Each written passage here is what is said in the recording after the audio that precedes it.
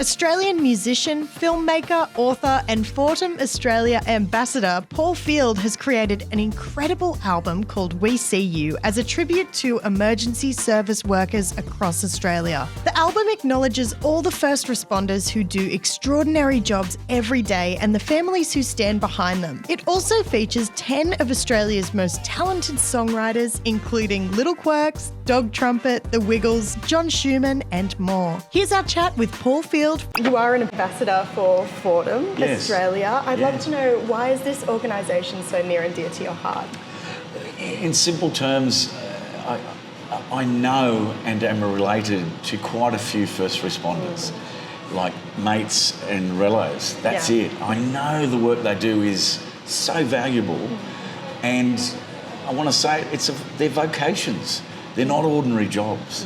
And I say that in the sense of, I know the people who do this who just have got so much passion and integrity for their job. It's not just Bundy on, Bundy off, and that's it. They take it with them, and there are times when that's really challenging for them. And so that's in general, right? And then specifically, over the last few years, I've had two friends who have really been affected in the negative way for the great service they've done our community. So there's a bloke called Russell Oxford who I used to play footy with as a kid at Blacktown RSL, and we didn't see each other for many years, and then he became a detective, and I used to see him in that role. I wasn't an accused or anything, but I did see him in those days. And then anyway, he retired only a few years ago. He did 42 years in the force. Wow. 25 in homicide. Right? And anyway, as you do, you build for your retirement and the rest of it. And his poor wife died only a couple of years just after he retired. It's like, so the guy's, he is. That's heartbreaking. It is heartbreaking, that's the exact word. And he takes undeservedly great pride in the successes he put away. He found, for the victims' families, he found the perpetrators. That gives them at least something, and it's indicative of the kind of job that is. He's still friends with so many of the victims' families, So it's not a lightweight job, and I see what it takes out of, or took out of him and so on, And it's of note, he's got children who are serving, and so on. Then another mate, Merv Gout, G-A-U-T, he was a fiery up in the Blue Mountains for 40 years. And got 5 daughters, and just one of the world's loveliest guys, right? And 2 of his girls serve as first responders, and he died of cancer just in this start of this year. And it was kind of like, wow, those guys have given so much, and the relatives of my brother-in-law's a detective sergeant down south in New South Wales, and they're not easy jobs, and my cousin runs emergency at Northern Beaches Hospital. They're not ordinary jobs, and I know it's the case. A lot of us know that they do great work, but we kind of take them for granted. Definitely. Yeah, I think one of the best things that's come from this album is just a reminder that these people who are in uniforms are human, and they're going home to their wives, they're going home to their families, and they have to take all this back. And I think that is something that does get lost or forgotten quite often. So what were you hoping that the audience would hear by putting this album together? Well, there's a couple of things. The first question with me is kind of like, why music? And that's my specialty, right? I've got a lot of experience in that field. But also, I'm quite serious when I say this, from toddlers, from babies to in God's waiting room people, music gets through where other things can't. It really can. Definitely. And I managed the Wiggles for 24 years. We met so many, not only children, but all ages, people on the spectrum, where some of them are non-verbal, all sorts of challenges they face. But music comforts, engages, right? And so I know it's kind of magical. I'm serious, right? And I know with my own experience, there are things I learned about through songs. And in Australia, you guys are pretty young, but like there was a John Schumann who's on the album. Yes. Wrote a song, I Was Only 19, about the Vietnam War experience, right? Now, that changed, in a positive way, the understanding of everyone in Australia. It was the reality. It wasn't glorified. It was perfect. Yeah. And so, apart from wanting him on the album, that's my way to say, okay, that's what I want people to do, is write about a first responder or an experience. I've got to say to all of the songwriters, it's not an easy thing to do. Where you're like the Brill Building, okay, you need to write a song about this subject. Not easy. No. And in fact, some really high profile things who were mates and who would have said, yeah, just went, I don't know that I could do that. Yeah. Right? Yeah. So I thought, oh. Wow. Yeah. And so that was the main reason about music. It can tell a story, and also different artists. I'm getting all their different platforms, and so there's a lot that I was thinking about when I was putting this together. And I'd had the experience of putting different artists, various artists on one album under a theme. For the Wiggles' 20th birthday, we did Re-Wiggled, which was... Yes! Oh my God, it was so good. Yeah. Loved it. Yeah, so that worked very well, yes. right? So it was the same concept, and so I also wanted different audiences, because there's quite a few country artists on there, which is great because they're used to telling stories in song. They're an audience that also has people that turn up to gigs and buy CDs and product. Yes, that's true. This is partly a commercial enterprise, right? And then personal stories. So as I say, the song Shane wrote about Russell, Ghost, magnificent, right? Bruce Springsteen-ish quality and everything. To the Wiggles, for obvious reasons, I know them very well, and so on. But also, the stats on the Wiggles' reach is incredible. Incredible. Yeah. And I think I did a good job back in the days, but it's profoundly different now with TikTok and all those things, And still, as we speak, on Spotify and YouTube, they are, not YouTube, Apple Music, they're the highest streaming Australian act in all genres. That's crazy. So that's why I wanted different audiences. And then Luca Brasi, who my niece loves, and so I checked them out and I thought, these are great. Like, I'm going to give the wrong term, but from an old bloke, pop punk kind of vibe, Yeah. It was a bit more modern compared to the other things that are on the album. I really loved that one too, and it was, my heroes don't wear halos. They wear, what else? What is it? A brand of shoe. Yeah, brand of shoe, and it's just so excellent. It's so excellent. And so do you know the story behind the song at all? No, I don't. Okay, so I met with Luca Brasi when I saw them live at the Metro in Sydney. They were bloody great live band. It's awesome. And so I went backstage, said good day, and I wanted to talk to Tyler Richardson, who's the bass player singer, one of the songwriters, of course. And I said, look, I'm doing this, and I'm aware, and he's made this public, this is not confidential, but he has a toddler son called Harris who has cancer, right, which is just heartbreaking. Anyway, I think he's okay, whatever that means medically, but they had to move from Tassie to Melbourne to get treatment for poor little guy, right? Anyway, that's the point. He said to me, he grabbed me and said, mate, I want to write a song about the nurses that look after my son and other kids. Yeah. I don't know how they do it, which is like a lot of first responders, isn't it? Yeah, definitely. It's, and I can see the positives of, wonderful young children and seeing them survive and go on, and others don't. And that's what he said. He said they've all got the specific runners that they have to get about. That's my point. Some of the best art, whether it's a painting, poetry or songs, are based on real life. And so Shane's song's on real life. Richo's song, Luca Brasi's song's on real life. The volunteer firefighter one with the Wiggles, they're to a different audience. And there's a song about a first responder called Amelia's Song. Oh, and beautiful, by Little Quirks. Yeah, so good. Yeah, well, and again, the same thing. I wanted to make a variety of artists, but also a variety of audience.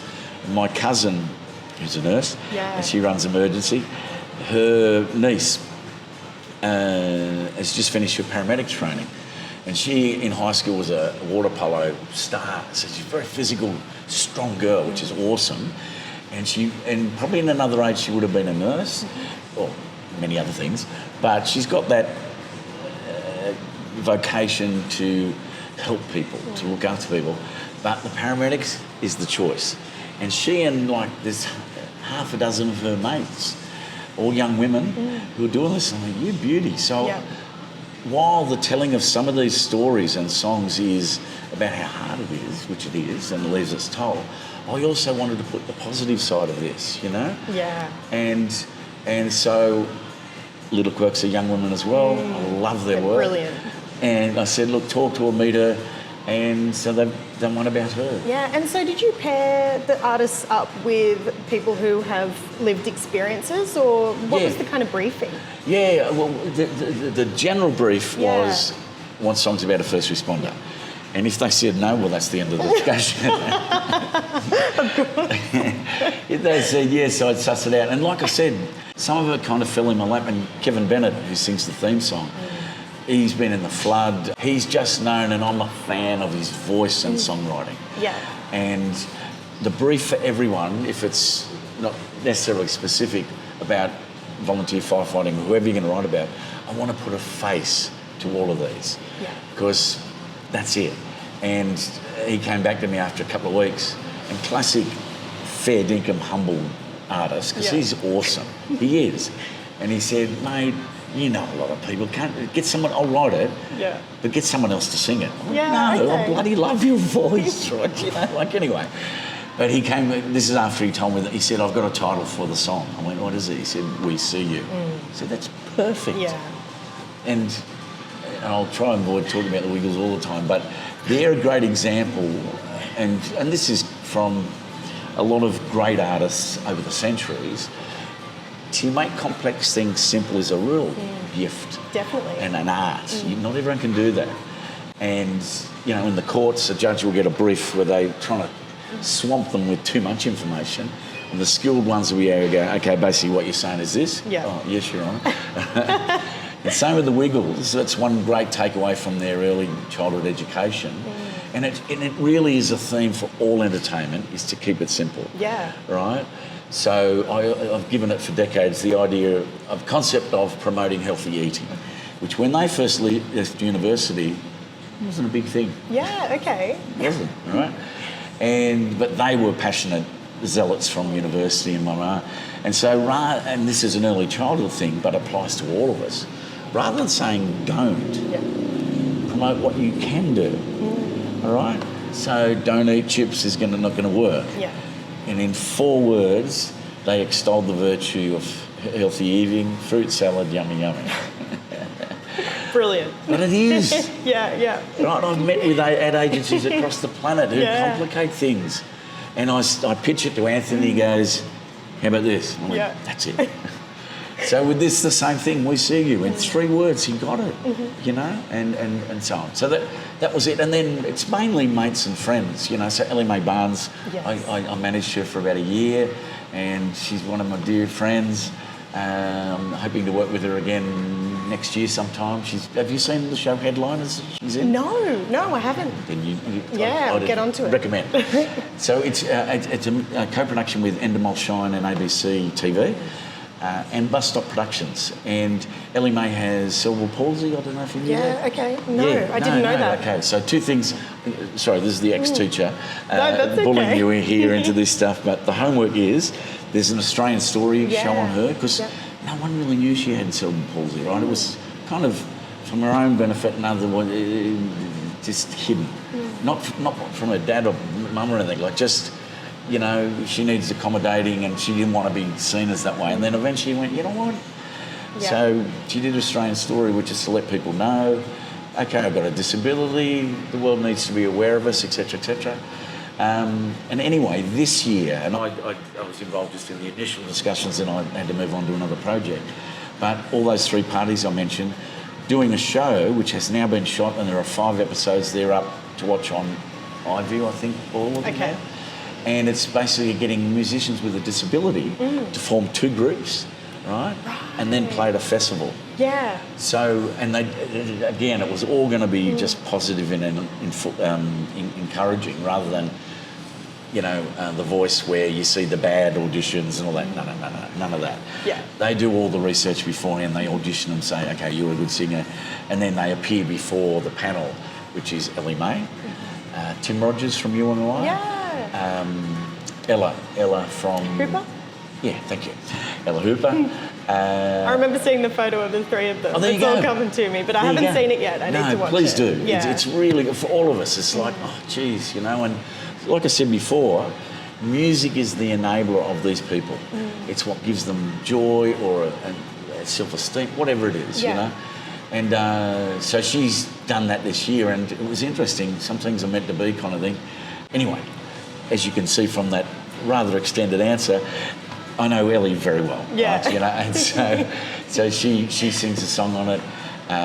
The Wiggles, as you know, Luca Brasi, I know, Kevin, Shane, and Felicity Urquhart and Josh Cunningham, who this last country music festival in January of this year won the major awards, And also, I was just really after if you've ever seen them live, they're just great communicators. And Felicity by herself is her own star and has done a huge amount of work, etc., and a great songwriter.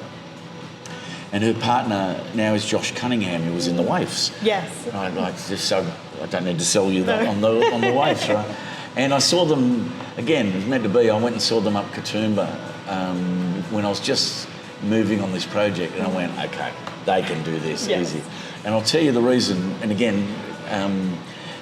Felicity's very open about this. Her husband suffered from depression and committed suicide, right? And she speaks about that in a really affirming way at her gigs, which, bless her, right? That's what we need, right? The poor guy had a problem, just chose the wrong path. That's a lot of people do. And so when we're talking, firstly she went, I've got a paramedic relative, and she also said when we lost my husband, it was the paramedics that were there who honestly helped and gave comfort to myself and my girls. Like, what a job and what an experience, Yeah. And I know Fortem, and I know someone who did therapy, does therapy with Fortem and does some private stuff. And she was talking to me about the work they do. And she said, look, we've got a bit of a mantra here, why we kind of exist, Fortem, is no one needs to hurt. Yeah, no one needs to hurt. Yeah. Right? Wow, what a great expression. And also, that's a song title, if everybody's right, And meaning you can ask for help, et cetera, et cetera. So I thought, who could I give this to? And again, there's such great songwriters and stuff. And I was keeping it as general and broad as that. And she came back to me and said, look, we'd love to do this, And she said, speaking about what happened with me, can I add the word alone? I said, you're writing the song, you do what you want, And that made even more sense. So, as you can see here, a lot of the songs are deeply personal and also based on experience by people who know what they're doing, and that's kind of it. And you're currently raising money with this, right? So how can everyone who is listening, how can everyone get behind it rather than just streaming it online, Yeah, okay. So there's two very specific things. One is, it's very easy. You go to Fortem Australia, Fortem Australia, their website, and you can just directly donate. That's great. Yeah. But I am aware, look, we've gone to the joy of recording this wonderful album. And I've got mates like Dog Trumpet, who used to be in Mental as Anything. Yes, I'm diverging on my answer. So good. Yeah, oh, jeez. And anyway, so we've produced this CD, which they're selling for $20 plus packaging, posting. Wow. And $20, mate. Good. That's what I thought. Yeah. And I want a price point where people don't have to think about it. You can definitely. literally, if you've got a Macca's meal with a couple of extras, Sundays, whatever, that's $20, And you get to listen to this over and over again. That's it, thank you. And so really, the ABC helped us get a quote from a CD manufacturer at like a retailer, very, very, very good price, right? And so Fortem will sell these CDs via their site, and the great majority of that $20 will go to them. Awesome. So that's a very real way of donating to them, where it's also part of their creative project. Yeah. That's the other great thing, not good thing, but being around forever and being part of positive projects and the rest of it. So I was in a band in the 80s called the Cockroaches, and we had some good success, and we were managed by the same company that looked after Mental as Anything and the Machinations, quite a few good bands, successful bands from the 80s. And we've always remained friends with the Mentals, and Reg Mombassa, as his nom de plume is, Chris O'Doherty, but Reg Mombassa is most famously known for his artwork for Mambo. Yes, yes.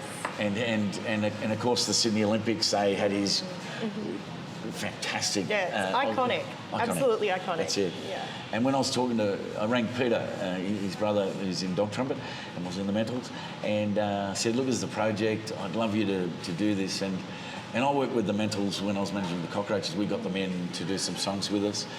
And like most bands, time, well, it's a lot tighter nowadays, but they're just working on songs, and the Mentals were very lucky to have a number of great songwriters, right? Yeah. You know, but this was the first kind of brill building test for them, which was they loved the challenge where they came in the studio and Anthony said to Gritty, "Why don't you write a song about painting?" Great. Yeah.